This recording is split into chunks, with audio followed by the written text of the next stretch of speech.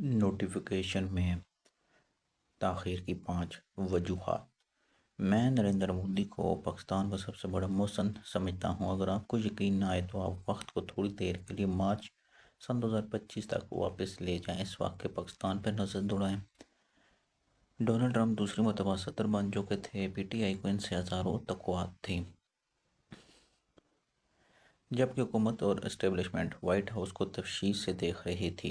عمران خان اور اس کی جماعت سیاسی منظرنامے پر چھائی ہوئی تھی۔ ملک پوری کوشش کے باوجود ٹیک آف نہیں کر پا رہا تھا۔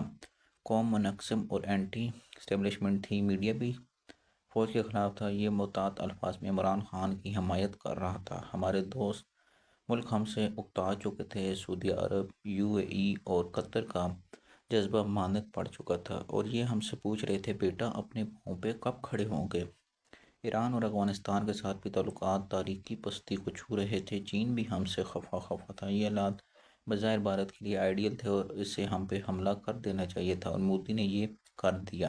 لیکن اگر انڈیا میں کوئی میچور قیادت ہوتی تو کسی قیمت پر ان حالات کا فائدہ اٹھانے کی غلطی نہ کرتی، کیونکہ ماضی کے تجربات یہ ثابت کر چکے ہیں کہ پاکستانی قوم کو اگر مشکل حالات میں کوئی انگلی دکھائے تو یہ اکٹھی ہو جاتی ہے اور پھر اس انگلی کو کاٹ کر پھینک دیتی ہے۔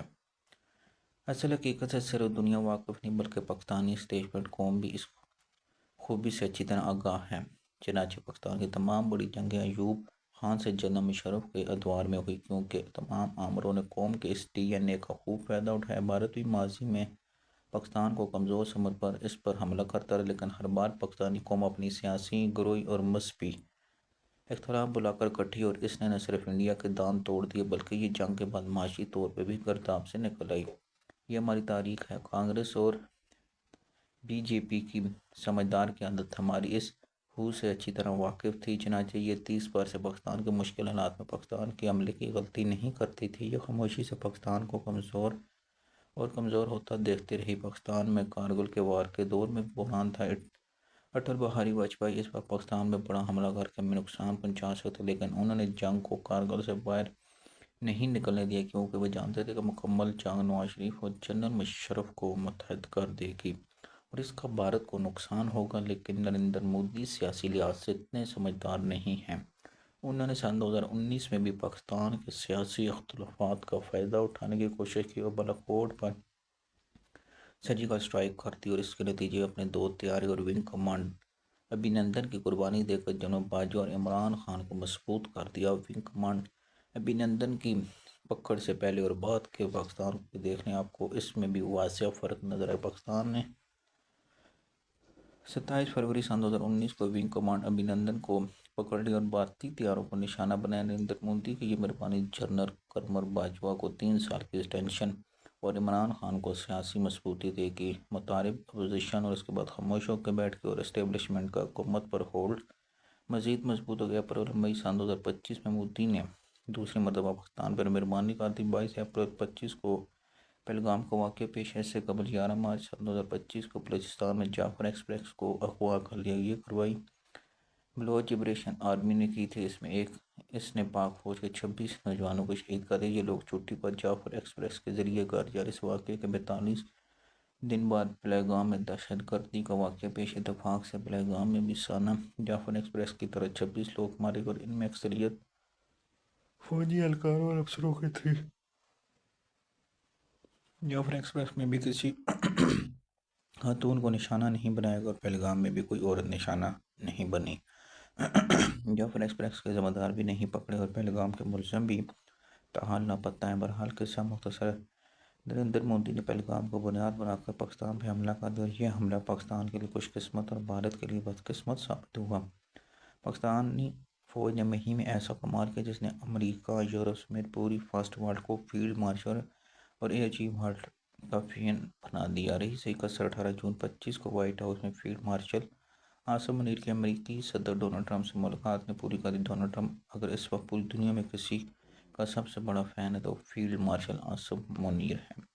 اس جنگ کی برکت سے general Asim Munir field marshal بن گئے۔ عرب ممالک دوبارہ پاکستان کے گہرے دوست اور اتحادی ہو گئے۔ مسلم امہ پاکستان کے ساتھ کھڑی ہو گئی۔ چین اور امریکہ دونوں پاکستان کے ترجمان بن گئے، جبکہ نریندر مودی اور بھارت کا جنازہ نکلا۔ نریندر مودی اب کسی انٹرنیشنل ایونٹ میں نظر نہیں آتا۔ پاکستان کے اندر اور باہر پی ٹی آئی کی طاقت ختم ہوگی۔ آپ دیکھ لیں، وزیر اعظم اور فیلڈ مارشل آج بھی دنیا کے دورے کرتے ہیں، انہیں اب کسی ملک میں پی ٹی آئی کے مظاہروں کا سامنا نہیں کرنا پڑتا۔ عمران خان کے مظاہرین اب سوشل میڈیا کے علاوہ تمام مقامات سے غائب ہو چکے ہیں۔ یہ سب نریندر مودی اور انڈیا کی مہربانی ہے۔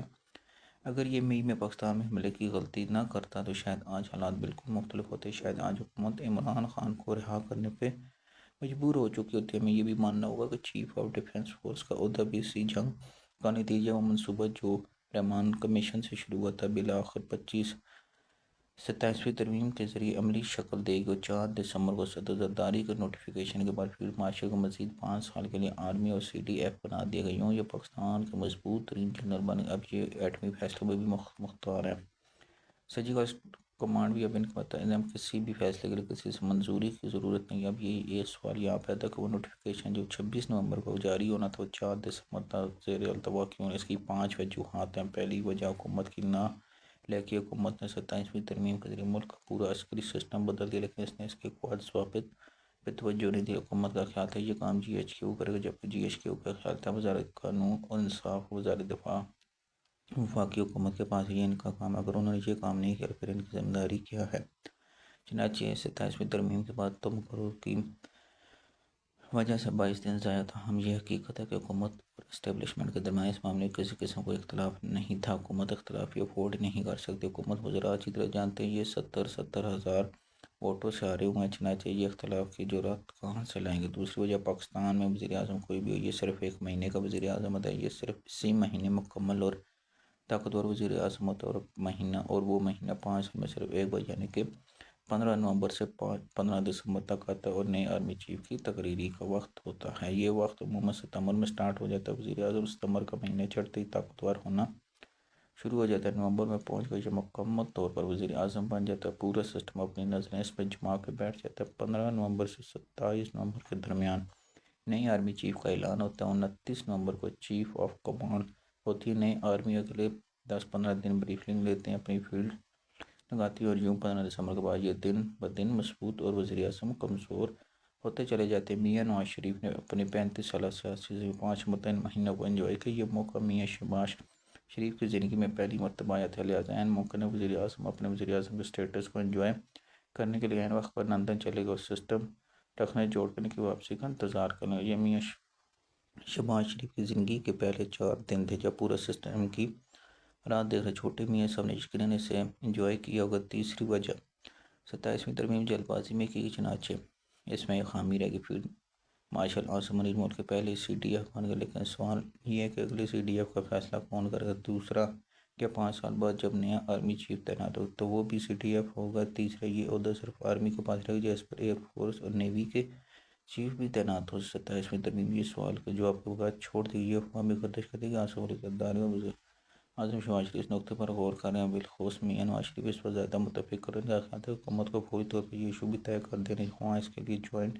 سیشن بلا کر 27ویں ترمیم مزید ترمیم کیوں نہ کریں۔ حکومت 2 دسمبر کو جوائنٹ سیشن بلایا، لیکن 27ویں ترمیم کی اس پوزیشن کو نہیں چھیڑ سکی۔ چوتھی وجہ، دفاع اداروں میں شروع کا ایک گھنٹہ اور ایک دن اہم ہوتا ہے۔ تقرری کا پہلا خط اور رینک لگنے کا وقت چیف بننے کا فیصلہ کر لیا، لہٰذا اگر یہ نوٹیفیکیشن 27 نومبر کو ہو جاتا تو 27 نومبر سن 2030 کو سینئر جج کا ایک پینل سامنے آیا۔ یہ نوٹیفیکیشن اب کیوں کہ 4 دسمبر 25 کو جاری ہو، لہٰذا 30 تک سینیٹی کا پورا سسٹم بدل جائے۔ آج کے بہت سے افیسر 30 سے قبل ریٹائر ہوئے، بے شمار افیسر اگلے آرمی چیف کی فہرست میں شامل ہے، لہٰذا یہ تاخیر مستقبل کے افیسر کو سامنے رکھ کے کی۔ اور آخری وجہ، جنرل فیض حمید کی زیادتی۔ جنرل عاصم منیر کو دسمبر 19 کو لیفٹیننٹ جنرل کے رینک لگنے تھے۔ جنرل باجوہ کی مدت 29/22 کو ختم ہے۔ عاصم منیر آرمی چیف کی فہرست میں سینئر ترین جنرل، لیکن جنرل فیض نے احساس بازی کر کے ریٹائرمنٹ 27 نومبر کا ریدہ کہ یہ آرمی چیف نے اپنے سے جنرل عاصم منیر کی خواہش پر صدر سی ڈی ایف کا نوٹیفیکیشن 4 دسمبر کو جاری کر کے اس کی زیادتی کا ازالہ کر دیا۔ اب یہ فیصلہ نہیں کر سکتے کہ ان 5 میں سے کون سی وجہ درست ہے یا یہ صرف افواہیں ہیں۔ جاگی پیالی کا طوفان ہے، اس کا فیصلہ وقت کرے گا۔ ہمیں انسانوں کو بہرحال وقت دینا پڑتا ہے۔ صرف حقیقت ہو یہ کہ فیلڈ عاصم منیر پاکستان کے پہلے سی ڈی ایف بن جو عمران خان بشرا بی بی کی تمام بددعائیں ان کے راستے میں رکاوٹ نہیں بن سکی۔ ناظرین، اگر آپ اس چینل پہ نہیں ہیں تو آپ اس کو جو ہے نا کر سکتے ہیں.